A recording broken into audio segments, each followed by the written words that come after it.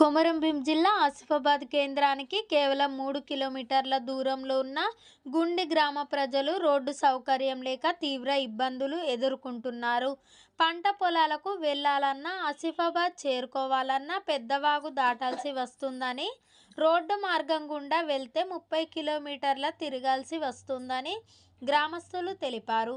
చేసేదేమీ లేక ప్రాణాలను పణంగా పెట్టి నాటు పడవలపై ప్రయాణిస్తున్నామని అధికారులు స్పందించాలని వారు కోరారు.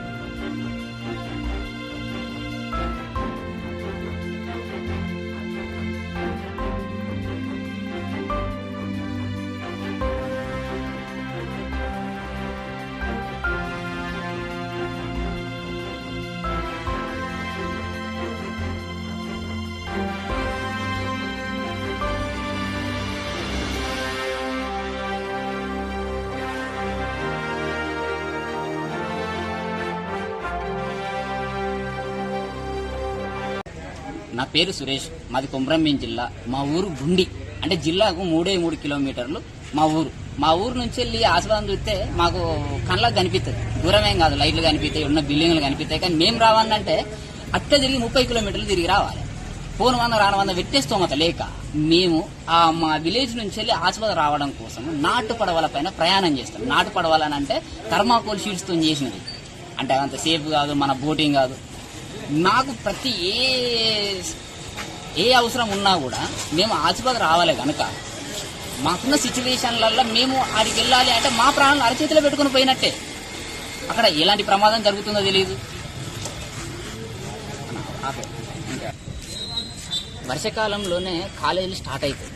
వర్షాకాలం రాగానే ఇప్పుడు మా గుండి గ్రామస్తులు విద్యార్థులు కాలేజీ పోవాలంటే వాళ్ళ ఇలాంటి ఇబ్బంది అంటే ఫుల్ బాగత్తే ఇట్లకెళ్ళి రాలేదు. ఇక నాటు పడవల మీదకి రాలేదు. అట్లా తిరిగి పోవాలంటే మా ఊరికేమో బస్సు రాదు. మా ఊరికి ఎందుకు బస్సు రాదంటే మధ్యలో రోడ్ లేదు. రోడ్ అంతా దుబ్బ రోడే. ఆ దుబ్బ రోడ్లలో బస్సులు నడవు. 5 కిలోమీటర్లు కనర్గాం వరకు నడిచి వెళ్ళి అక్కడి నుంచి బస్సులు ఇడికి రావాలి. వాళ్ళ ఇబ్బంది అట్లా. కొంచెం వాటర్ తక్కువ ఉండి నాటు పడవల పైన ప్రయాణం అంటే వాళ్ళ ప్రాణాలని అరచేతిలో పెట్టుకుని పోయినట్టే. సరే, కాలేజ్ స్టూడెంట్స్ ఆ విధంగా ఉంటాయి. పెద్దలదైనా అదే పరిస్థితి, వృద్ధులదైనా అదే పరిస్థితి, చిన్న పిల్లలదైనా అదే పరిస్థితి. చిన్న ఆసుపత్రి కానించడం మొదలుకుంటే ప్రతి ఒక్క ప్రాబ్లం మాకు ఆసుపత్రికి అయితేనే క్లియర్ అవుతుంది.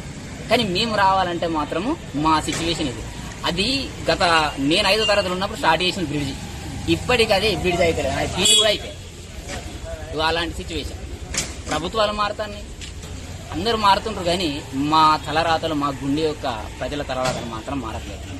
ఏ రోజైతే మాకు గుండెకి బ్రిడ్జ్ అవుతుందో ఆ రోజు మేము కొంచెం సంతోషపడే సందర్భం అని కూడా నేను ముందట విజ్ఞప్తి చేస్తాను.